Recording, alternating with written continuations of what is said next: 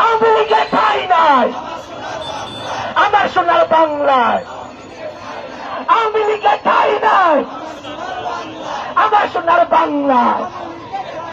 একটা একটা লিখব দইরা দইরা একটা লিখব, একটা একটা লিখব।